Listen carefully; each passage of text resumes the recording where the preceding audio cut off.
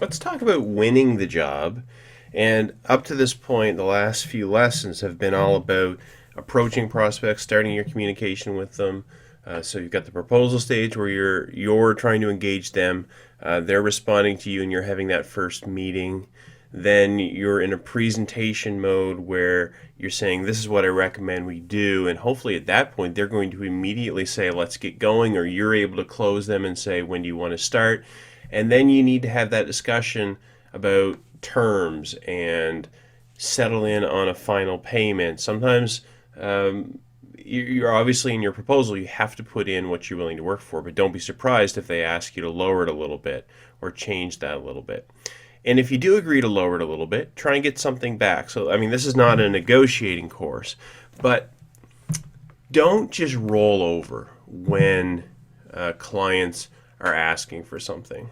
So, because believe it or not, this might seem counterintuitive. If you give them everything they ask for without any pushback, it actually makes you look weak. It may make them lose some confidence in you. So, if they ask you to lower the price, you can say, "I could probably lower it 5%, but that would mean I would need a down payment to start the work," something along those lines. So you need to go through, like I said, after they've told you that they want to work together, you need to just simply work through the terms and the pricing, and that's going to be different for different freelance sites. I believe on Upwork the way it works, and again, some of this can change over time. But on Upwork, they need to award you the job, and then they need to fund the work, and you have to agree to the terms. So there's a few emails that go back and forth, but Upwork will guide both of you, the client and you doing the work, will guide you both through that. Just the one thing I would encourage you to do is to really consider insisting on an upfront payment of like 25%, or considering a milestone. So when I deliver the first part of the work, when I draft up the first article, or I do give you the schematics for the web page, or whatever it is that you say, you review it, and then you pay me the 25% or the 30% or whatever you come to. Milestones, again, are basically points in the job that can be identified and that you can both review and agree upon, and then they will release some of the payment. For some jobs it may not be necessary, but I encourage you to do it.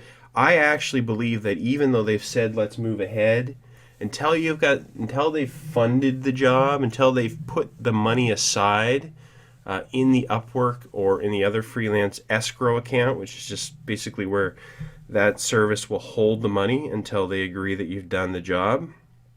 You haven't completely locked it down. So I think it's important. Unfortunately, I had a situation where someone said, "Let's go ahead," and then they just delayed and delayed and delayed, and it kind of petered out. Now, thankfully, that was rare, but that can happen. So you're still in a way selling yourself at this point, and it's good to show some strength. Don't be a jerk about it. Don't say, you've got to give me 75% of the payment up front or I'm not going to do the job. But there's nothing wrong or unfair about expecting some of the money up front or be distributed in 2 or 3 payments across milestones. So hope that makes sense, and we're going to look next at actually getting into the work.